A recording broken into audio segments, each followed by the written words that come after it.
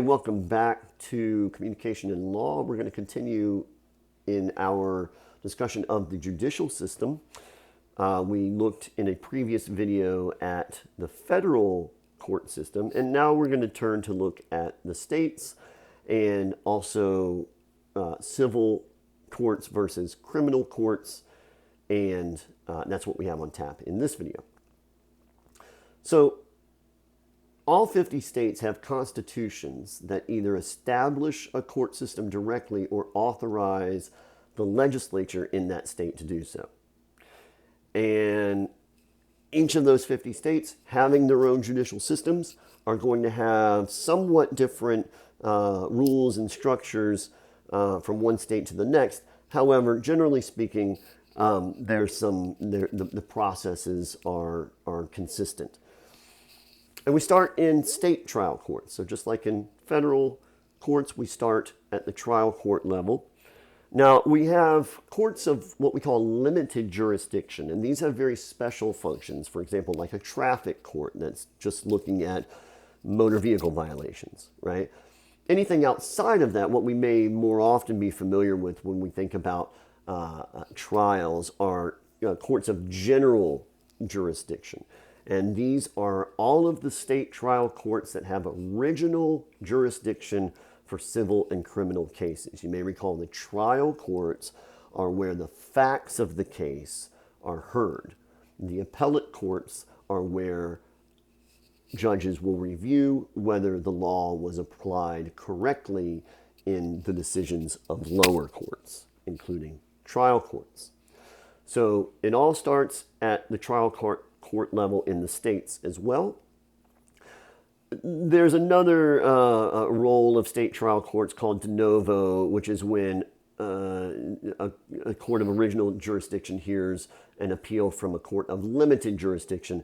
We're not as interested in that for our purposes.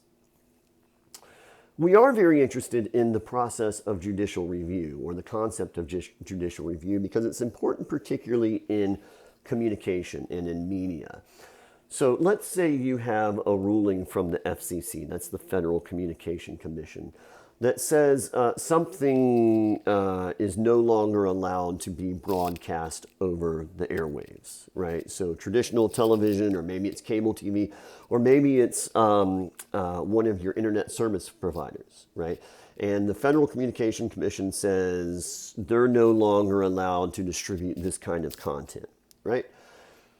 The service provider or the companies who may disagree with that can ask for the courts to provide judicial review, to look at this decision and to decide whether it's constitutional or not. And again, this happens at the federal level with agencies like the FCC. It also happens at the state level. Cases are brought into courts, whether it's at the state level or federal level, through lawsuits. And when we bring lawsuits, this is what we call civil court, right? So when someone breaks a law or when someone violates the law, it's a crime, and they will go to criminal court, where they have a prosecutor from the government and then the defendant and his attorney or her attorney representing them.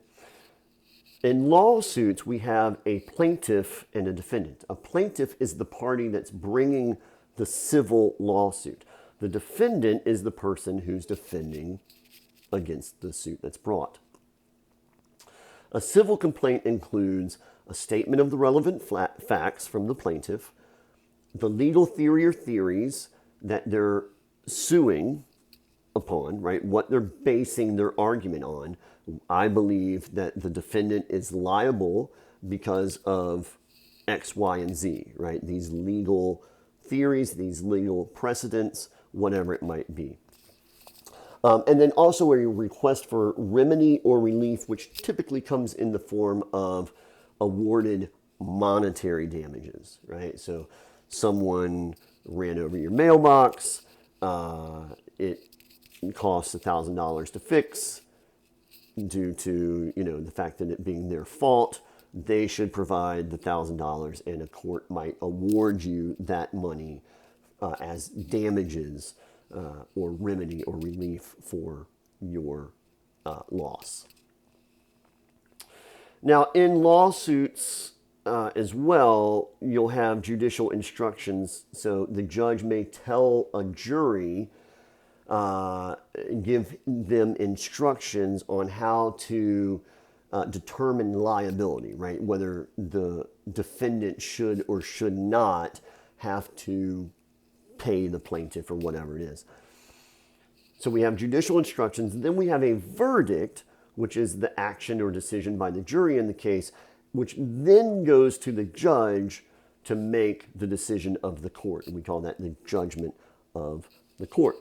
So in lawsuits, if either party is unhappy with the decision, an appeal can be taken. This is different from criminal court. In civil court with lawsuits, if the appellant disagrees, they can seek an appeal to the higher court decision. If the respondent disagrees, they also can appeal that to a higher court. But again, usually the result of a successful civil suit is the awarding of some sort of monetary damages. Not always. Again, it might be the lifting of an injunction, right? Someone was prohibited from going somewhere, and now after they've won their lawsuit, now they're allowed to go to that place, right? So sometimes that happens, but usually we're talking about money. All right, so that's civil courts. When it comes to criminal prosecution, again, this is where the government, or in state level cases, the state is going to bring charges through the county or state prosecutor. The defendant can be apprehended either before or after the charges are brought. In the federal system, defendants are indicted by a grand jury before they are charged with a serious crime. That's a little bit different. Most states don't use grand juries, and the law provides that it's sufficient for a prosecutor to issue that information, which is the formal accusation by the prosecutor. Normally, it doesn't require the grand jury. In federal cases, it does. In state cases for criminal prosecution, usually the prosecutor brings the accusation. After being charged, the defendant is arraigned, where they are given a formal reading of the criminal charges, and they make a formal plea of guilty or not guilty. If it's guilty, the judge gives the verdict and passes sentence there. If the plea is not guilty, that's when the case goes to trial. In terms of proof, in criminal cases, the standard is beyond a reasonable doubt. That is a higher burden of proof than in civil cases, where the prosecution or the plaintiff must prove a case by what we call preponderance of evidence. And that just means that there's more evidence in favor of the plaintiff instead of evidence against or not in favor of the plaintiff.